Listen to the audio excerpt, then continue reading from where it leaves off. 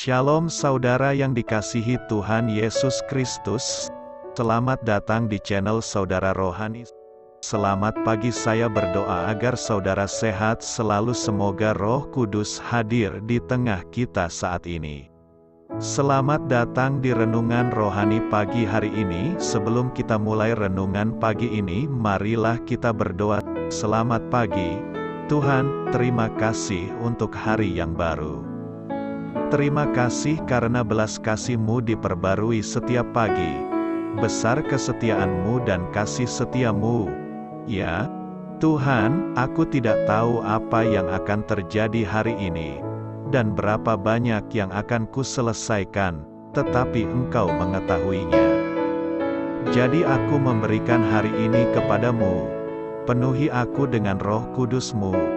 Bapa, beri aku energi untuk pekerjaan-Mu, karena Engkau tahu betapa lelahnya tulang-tulang ini. Bangunkan aku pada keajaiban keselamatan-Mu, dan nyalakan semangatku pada kenyataan karya-Mu dalam hidupku. Tuhan, pikiranku dipenuhi dengan ide-ide kreatif, tetapi semuanya campur aduk. Roh Kudus, datang dan melayang-layanglah di atas pikiranku seperti Engkau melayang-layang di atas air saat penciptaan, dan berbicaralah agar keluar dari setiap kekacauan. Bantu aku untuk berhenti berjuang dan untuk percaya bahwa Kau akan memberikanku semua yang kubutuhkan hari ini untuk melakukan pekerjaan yang telah Kau berikan untuk kulakukan. Engkau akan setia untuk menyelesaikan pekerjaan baik yang telah Kau mulai, dan saat aku melangkah ke hariku, aku menyatakan kedaulatan-Mu atas setiap bidang kehidupanku. Aku mempercayakan diriku hanya kepadamu dan meminta agar Engkau menggunakan aku sesuai keinginan-Mu. Hari ini adalah milik-Mu, tubuhku adalah milik-Mu, pikiranku adalah milik-Mu. Semua yang ada padaku adalah milik-Mu. Amin. Sahabat saudara rohani, pembacaan ayat emas Alkitab renungan kita hari ini terambil dari Matius 10 ayat yang ke-19. Matius 10 ayat 19, apabila mereka menyerahkan kamu, janganlah kamu khawatir akan bagaimana dan akan apa yang harus kamu katakan, karena semuanya itu akan dikaruniakan kepadamu pada saat itu juga. Judul renungan kita hari ini adalah Tuntunan dari Roh Kudus. Saudara yang terkasih, saya adalah seorang supir untuk mengantarkan layanan surat dan parsel pribadi. Setiap hari saya pergi ke berbagai tempat, mulai dari tempat yang kumuh hingga tempat yang sangat mewah. Selama saya bekerja hampir setahun, saya telah pergi ke setiap kantor pos yang ada di Orange County.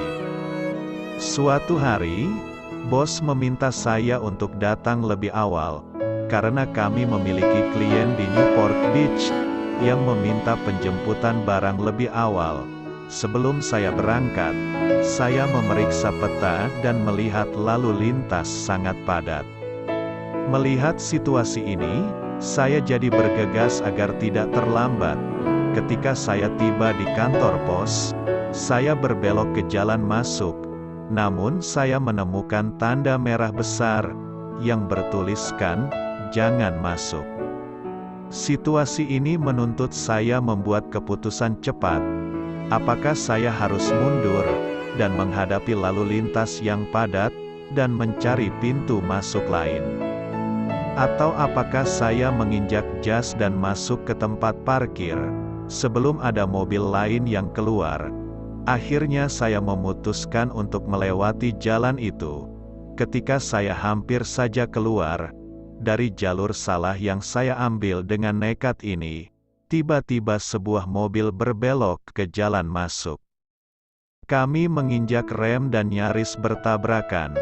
Saya merasa terguncang setelah nyaris celaka. Saya berhenti di dok pemuatan dan memasukkan surat-surat saya ke kereta. Tapi sebelum saya masuk ke pintu belakang kantor pos, mobil yang sama itu melaju di sekitar gedung, dan mendecit berhenti. Pengemudi itu keluar dengan menggunakan setelan bisnis yang mahal, dan menghampiri saya. Seketika, Matius 5 ayat 25 terlintas di benak saya. Segeralah berdamai dengan lawanmu, selama engkau bersama-sama dengan dia di tengah jalan, supaya lawanmu itu jangan menyerahkan engkau kepada hakim, dan hakim itu menyerahkan engkau kepada pembantunya, dan engkau dilemparkan ke dalam penjara.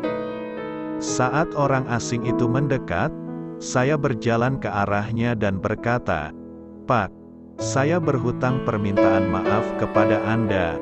Saya terburu-buru melaju melalui jalur yang salah. Saya salah dan hendak meminta maaf kepada Anda. Apakah kamu tahu siapa aku?" Dia bertanya. "Tidak, Pak. Saya hanya tahu bahwa yang saya lakukan itu salah. Saya hampir menyebabkan kecelakaan, dan saya meminta maaf saya kepada kantor pos." Wajahnya memerah sekarang. "Saya bisa melarang Anda dari setiap kantor pos di county. Saya juga bisa meminta polisi untuk menilangmu, karena mengemudi dengan cara yang salah.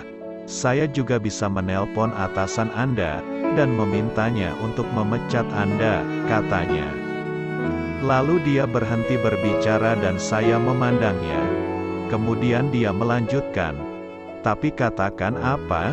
Karena kamu mengakui kesalahanmu tanpa mengetahui siapa aku akan memaafkanmu. Jangan sampai terjadi lagi." Aku berdiri di sana dan tercengang. Jika saja Roh Kudus tidak mengingatkan ayat itu ke dalam pikiran saya pada saat itu juga, saya akan berada dalam masalah besar. Jika saya membiarkan kesombongan menghalangi saya untuk mengakui kesalahan saya mungkin akan menganggur. Saya sadar bahwa benar-benar bisa mempercayai firman Tuhan ketika dikatakan, "Janganlah kamu khawatir akan bagaimana dan akan apa yang harus kamu katakan, karena semuanya itu akan dikaruniakan kepadamu pada saat itu juga." Saya telah menghafal ayat-ayat itu jauh sebelum kejadian hari ini.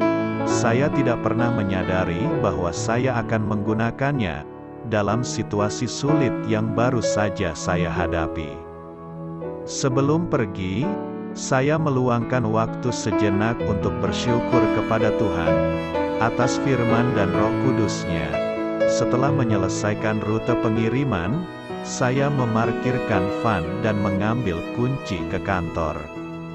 Sementara saya mengisi absen, bos saya masuk dan berkata, "Hei, saya hanya ingin memberitahu Anda bahwa kepala kantor pos Newport Beach menelepon untuk memberitahu saya bahwa dia bertemu denganmu pagi ini." Aku membeku. Dia bilang dia sangat terkesan denganmu, dan kamu telah melakukan pekerjaan dengan baik.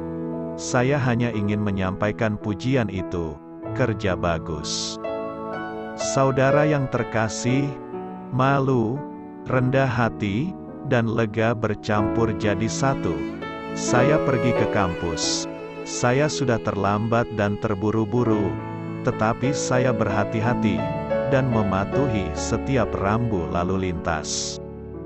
Marilah kita renungkan, sahabat saudara rohani. Demikianlah renungan firman Tuhan pagi hari ini, semoga menjadi berkat menjadi hidup kita. Dan sebelum kita memulai segala aktivitas kita pagi hari ini, marilah kita berdoa. Selamat pagi Bapa, malam hari telah berganti pagi, kehidupan baru telah Engkau berikan kembali bagi kami, bukan karena kami pantas atau layak, namun karena kasih karunia-Mu kami boleh ada, sebagaimana kami ada di pagi hari ini. Terima kasih Tuhan, atas kesempatan baru yang telah Tuhan berikan kepada kami, untuk bisa memperbaiki diri agar kami bisa lebih layak di hadapan-Mu. Hari ini kami serahkan semua perkara dan kesulitan-kesulitan yang akan kami lalui ke dalam tangan-Mu. Biarkanlah kami bisa memuliakan-Mu dalam segala aktivitas yang akan kami lakukan. Amin. Biarlah firman Tuhan menjadi pengingat untuk kita semua, bahwa tuntunan dari Roh Kudus akan selalu memberi jalan keluar bagi setiap permasalahan hidup kita, dan memberi kedamaian di hati kita masing-masing. Amin. Tuhan Yesus memberkati. Marilah kita dengarkan instrumental lagu rohani menutup renungan kita.